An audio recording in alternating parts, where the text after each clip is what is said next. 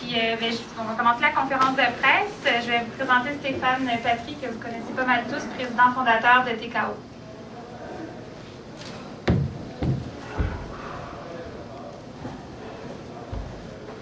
Bonjour tout le monde, merci d'être ici aujourd'hui pour la conférence de presse de l'événement TKO 35 qui va avoir lieu ici même au Centre Bell le 3 octobre prochain. Ça va être un grand événement, la plus grande carte internationale de l'histoire de l'organisation. Mais je vais revenir sur la carte. Je vais vous parler un petit peu de l'évolution de notre sport au cours des dernières années. Tout le monde sait que le sport, lorsque nous on a débuté en 2000, c'est un sport qui était un petit peu boudé des médias, qui était boudé du public. Et on a travaillé très fort, nous en tant qu'organisation, et bien sûr les athlètes avec leur entraînement, leur dévouement et leur sacrifice, afin de faire monter le sport.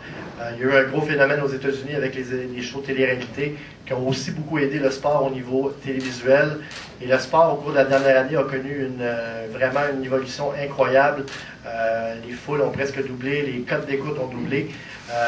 Ici au Québec, pour nous, c'était important de suivre le pas de ce qui se faisait aux États-Unis et de devenir l'une des premières organisations de l'histoire des combats ultimes à avoir un contrat de télévision sur une chaîne de télé généraliste.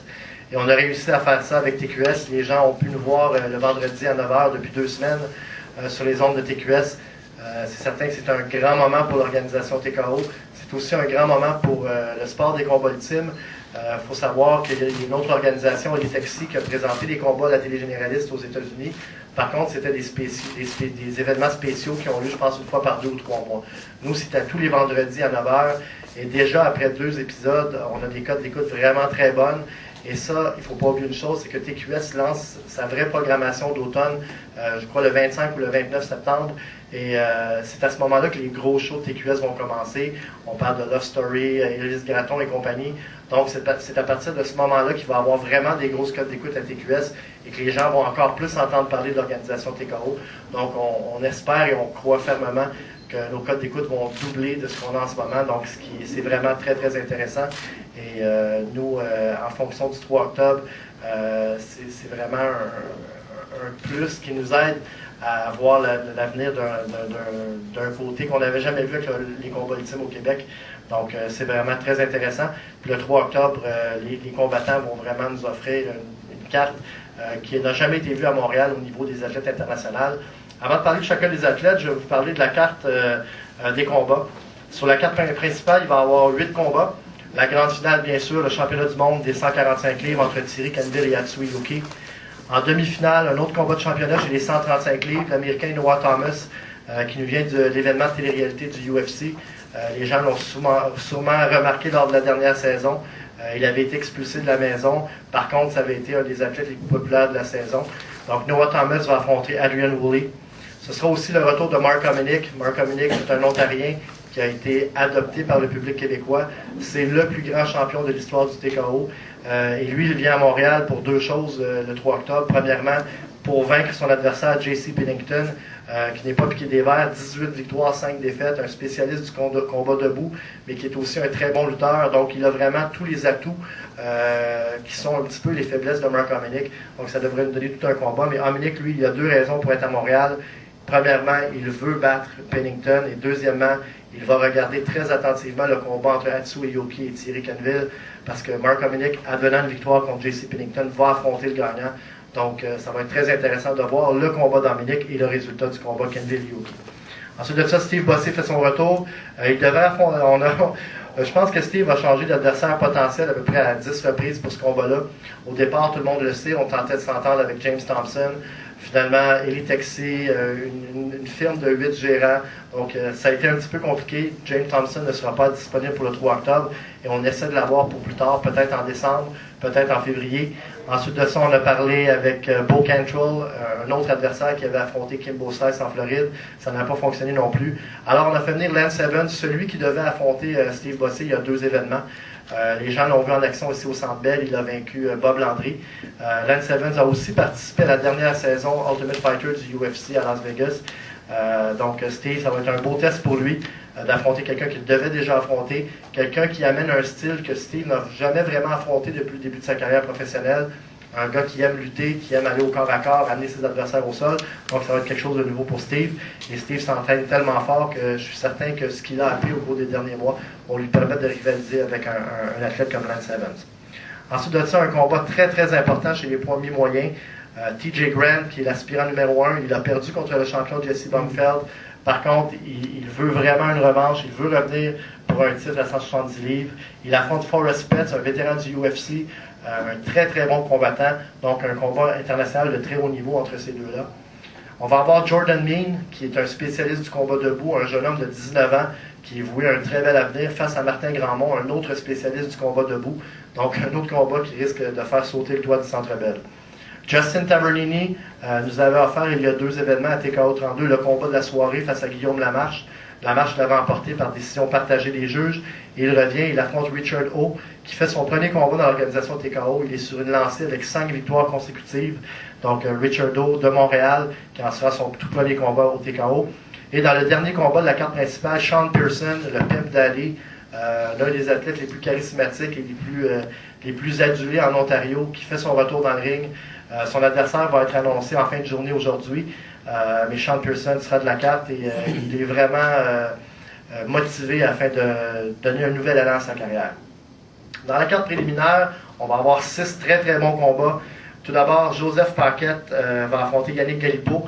Yannick Galipeau qui revient de 2 combats difficiles. Il a perdu face à Derek Gauthier et par la suite face à Stéphane Dubé. Donc Yannick Galipeau va tenter de revenir en force et de démontrer qu'il est toujours l'athlète du futur dont on parle dans l'organisation TKO depuis longtemps.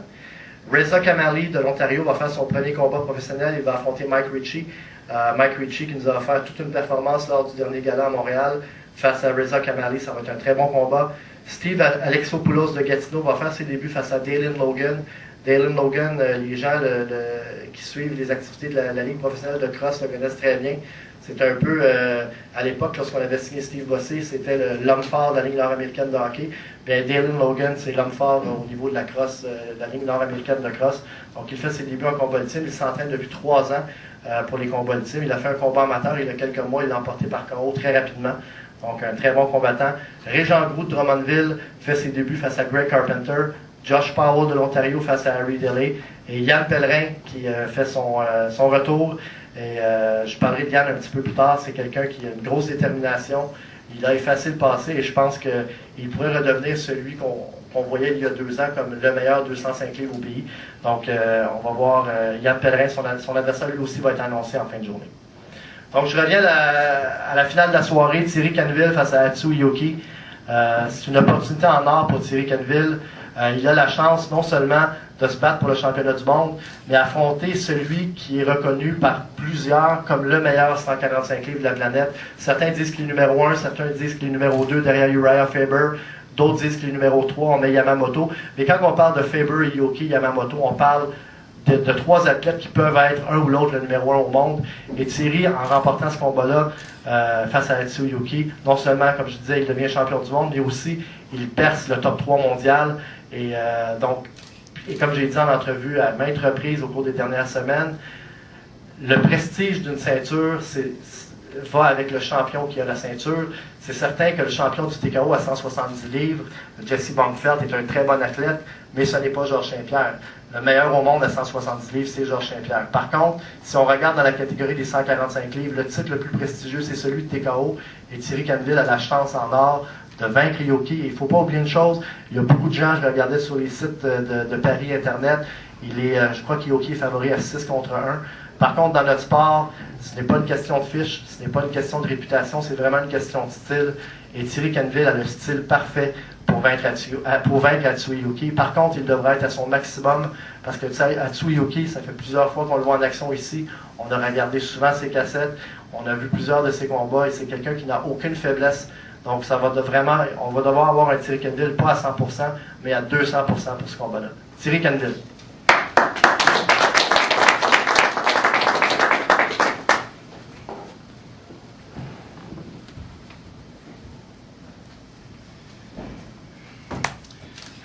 Premièrement, je voudrais remercier l'organisation TKO et Stéphane Patry pour me donner la chance de pouvoir me battre justement en championnat du monde. Comme ils viennent de le dire, Atsu Yoki est considéré par plusieurs le meilleur au monde. Il n'y a aucune lacune nulle part, ni debout, ni en lutte, judo, jujitsu. Et puis, je vais vous prouver, je me suis entraîné fort. Le TKO, les gens, quand ils vont venir voir le combat, ils vont réaliser que j'ai pas pris ça à la légère, que je me suis vraiment entraîné pour devenir le champion du monde. Puis après avoir battu Atsu Yoki, je vais devenir le champion du monde. Puis les gens, ils diront ce qu'ils veulent, mais ils viendront m'essayer, puis je vais être prêt pour tout le monde, parce que je vais être considéré le numéro 1 au monde.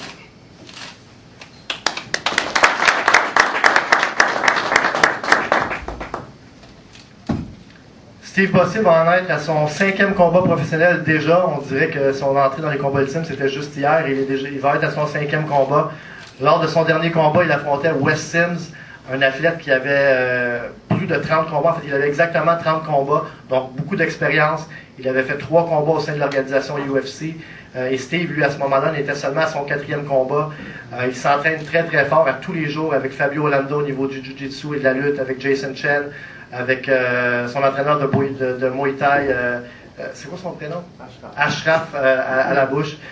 S'entraîne avec Yannick Bergeron aussi. Donc, il fait les sacrifices et les efforts pour devenir le meilleur au pays à 235 livres chez les poids lourds. Peut-être qu'éventuellement, on va le voir à 205 livres. Par contre, en ce moment, le focus de Steve Bossé, c'est chez les poids lourds. On entend à droite, à gauche, tout le monde qui veut le défier, qui veulent l'affronter. Nous, on est ouvert. Le fax attend les contrats, les signatures, et Steve Bossé est prêt à affronter n'importe qui. Steve Bossé.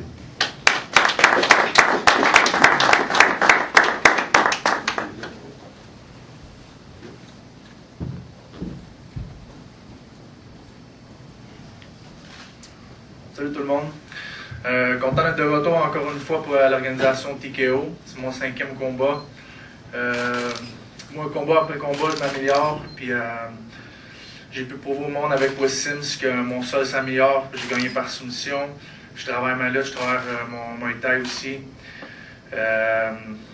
Comme Stéphane a dit, tous ceux qui ont quelque chose à pouvoir prouver contre moi, qui veulent avoir un combat contre moi, les portes sont ouvertes, je suis là pour prouver mon talent. Fait que merci beaucoup.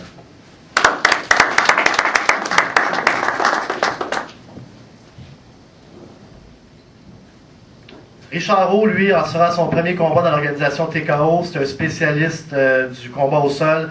Il s'entraîne aussi debout. Il a une école qui fonctionne très très bien dans la région de Montréal. Richard Roux, il y a beaucoup de pression pour lui. Premier combat devant une grande foule face à un adversaire qui a beaucoup d'expérience. Justin Tavernini a 18 combats. Il est très très bon. On se souvient de son combat contre Guillaume Lamarche. Donc Richard Roux, la marche est haute, mais par contre, il a 5 victoires consécutives et il veut faire sa place au sein de l'organisation TKO. Richard O.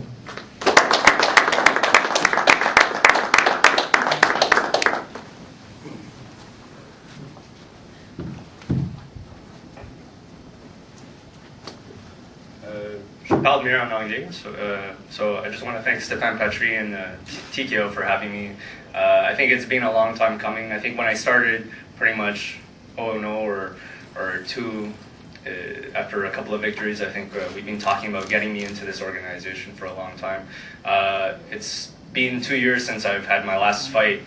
Basically, like Patry said, I have a top school in Montreal running H2O martial arts. So I've been busy running the school, coaching and teaching. And also I basically had 3 young kids at home that I decided was a little bit more important to put some time into family. But they're getting a little bit older, so I think we decided that as a family that I was going to make my comeback. So I've been training hard. As you said, Tavernini is not a chump. He's 18 fights and had about 7 victories of his own in a row as well. So I'm going to put my victory streak on the line here and look for a great challenge. And dropping down to 135 to put a mark in the TKO organization. I'm looking forward to that. Thank you.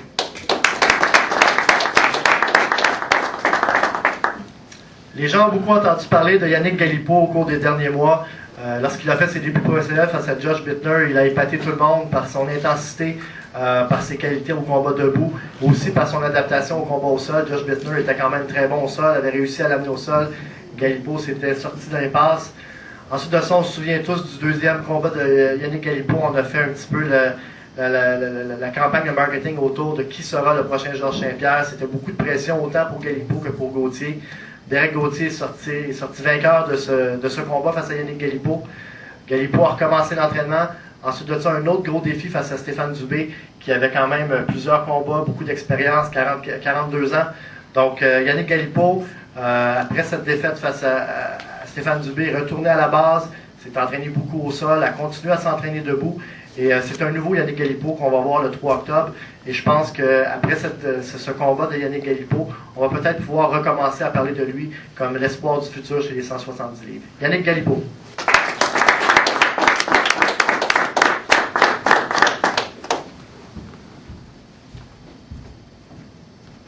Bonjour tout le monde. Je fais mon retour au TKO. J'ai perdu mes deux derniers combats, mais je me suis entraîné beaucoup au sol pour ce combat-là. Je veux épater la galerie puis je veux que ça dure plus que 2 minutes. Fait que je me défonce pour ce combat-là au maximum. Merci beaucoup.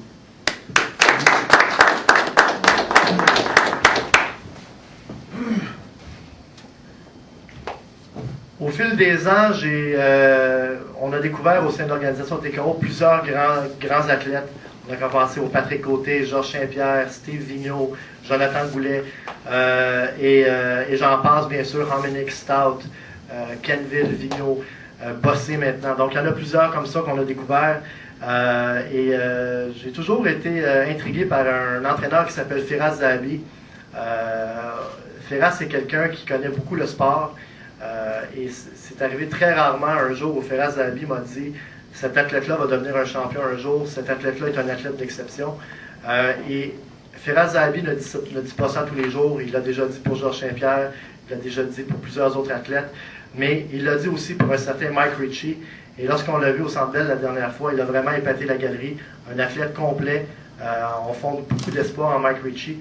Et je pense que pour son deuxième combat face à Reza Kamali, il va tenter de nous en mettre plein la vue et continuer de monter les échelons et de répondre à la grande question: est-ce que c'est lui la prochaine grande vedette chez les 155 livres? Mike Ritchie.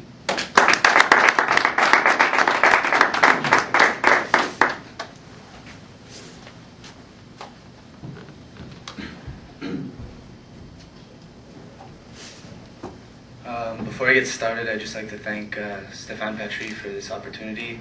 It's been a dream of mine for about 4 years now to fight in TKO. I've had a great camp, best one I've ever had. I'm ready for Reza Kamali. It's only my second fight, but I have great coaches around me, great team. Like Stéphane said, Firas Zahabi, Ayman Zahabi, they've been helping me out. Teams behind me. I went down to New Mexico for this camp. Trained with Georges Saint-Pierre down there, and got to spar with Rashad Evans, Nate Marquardt, Keith Jardine, great guys. As for Reza Kamali, I don't know him, but I respect him as an opponent, as a competitor. And October 3rd, I look forward to showing him what a fierce competitor I am. Thank you.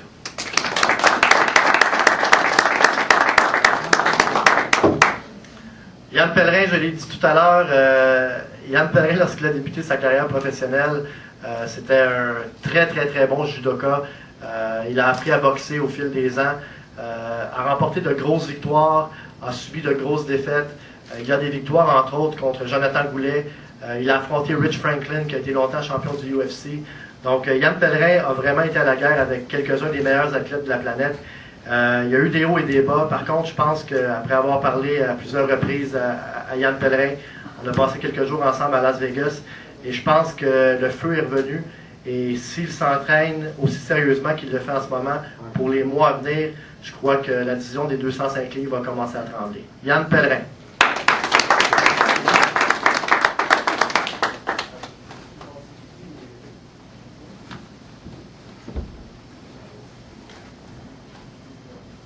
Salut. Premièrement, je voudrais remercier Stéphane de me donner la plus grande opportunité de ma vie de revenir en combat ultime professionnel dans, je dirais, un mode sérieux. Depuis 2 ans, j'ai pris des combats, j'ai gagné, j'ai perdu, j'ai investi, je travaillais dans mes business. Je n'étais pas vraiment dans un moule de combat ultime. Maintenant, depuis 3 mois, je suis rentré là-dedans. Tout le monde ici sait que le combat ultime, c'est un mode de vie, puis quand tu t'entraînes pas comme si c'est ton mode de vie, ça sert à rien. Fait que bref, après 3 mois d'entraînement, des bonnes discussions avec Stéphane, je suis prêt à faire un retour. On va monter les échelons. Tous mes partenaires d'entraînement que j'avais il y a 3 ans sont maintenant au UFC. Fait que ça me donne des rêves.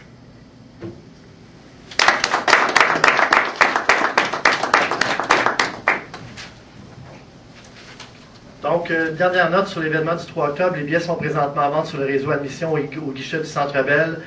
Ça va être un événement exceptionnel. La finale de la soirée, Yoki Canville, entre autres, va être un combat mémorable qui est attendu à l'échelle internationale. L'événement sera tourné pour la toute première fois au niveau TKO en haute définition et il va être diffusé évidemment à TQS. Et on va annoncer dans les prochains jours. J'aurais aimé l'annoncer aujourd'hui, mais il y a des petits détails qu'on a pu compléter. Les événements TKO vont être diffusés à partir du 5 décembre aux États-Unis en direct en haute définition. Et l'événement du 3 octobre, lui, sera différé en novembre. Donc, on va donner plus de détails à ce sujet-là dans les prochains jours ou au début de la semaine prochaine. Donc, je vous remercie beaucoup et on se voit le 3 octobre au Centre Bell. Les athlètes sont disponibles si vous avez des questions en individuel ou à moi-même.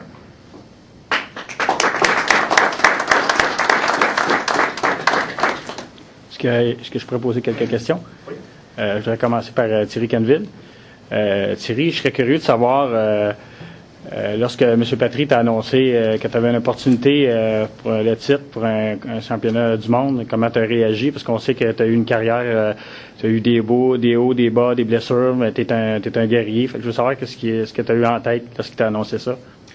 C'est sûr que quand il m'a annoncé que je me votais pour, si je voulais prendre le combat de championnat du monde, pour moi, c'était une super opportunité. Puis en même temps, je sens que c'est en ce moment que je suis prêt pour ça dans ma carrière. Si on me l'avait proposé il y a 1 an, 2 ans, j'aurais voulu le prendre aussi, mais je crois pas que j'étais là peut-être dans ma tête en maturité pour ce qui est des combats. Ça fait longtemps que je m'entraîne pour ça, mais je crois que depuis la dernière année, j'ai vraiment réalisé beaucoup de choses, autant mentalement que physiquement. Puis je pense que par mes 2 derniers combats, avec les camps d'entraînement que j'ai eus, j'ai prouvé que j'étais de la trempe des champions du monde. Puis je vais le prouver le 3 octobre face à Tsuyoki. Bien, merci. J'aurais une question pour M. Bossé. Ben, Steve, c'est ça, tu vas affronter Lance Evans, qui est le frère de Rashad Evans, qui a tout dernièrement éclipsé Chuck Liddell. Rashad Evans est reconnu pour être un lutteur, son frère aussi. Toi, tu as un style de debout. C'est quoi l'approche à l'entraînement? Est-ce que c'est une stratégie particulière? Tu vas travailler fort pour demeurer le combat debout?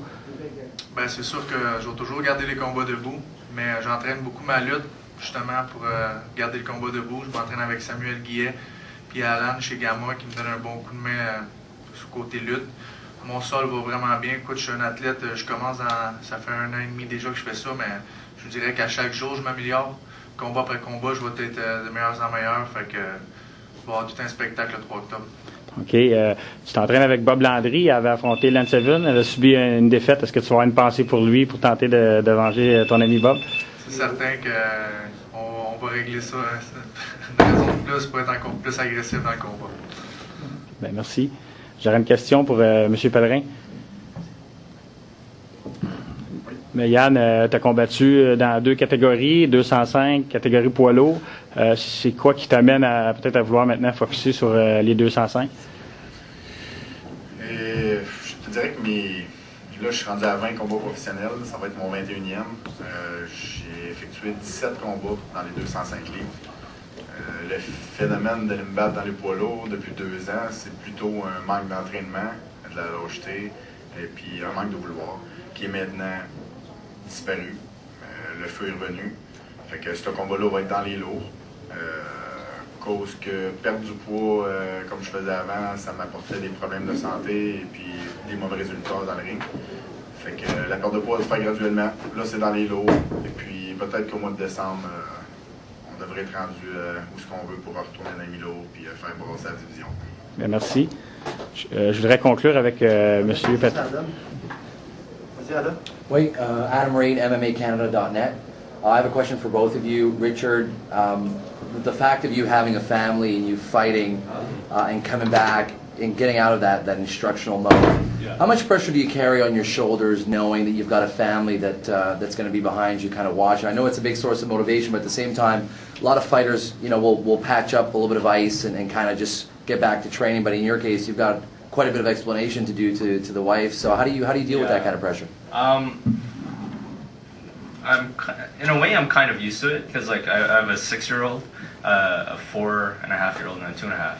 So through a period of my 5 victories in my 5 shows, I was basically training with a stroller, running uphill with a stroller. So partly I was used to it, but partly I felt the the pain of it too. Like it definitely takes a toll on the family and in the relationship and everything. So I think I decided to take a little break. On top of the family, there's also the business side. I have to support my family too and run a school and coach other people. So definitely I did take some time to kind of do my part there. And then at this time it's still a sacrifice. Like I wish I was with my kids now, but basically right after this I'm out training. I'm going to be gone all day till the evening, so I probably won't see them. So it's a big sacrifice, and I'm kind of glad that it's only about 2 more weeks, but it's definitely the couple of most important weeks. So I'm looking forward to the fight and just the challenge of it. I think after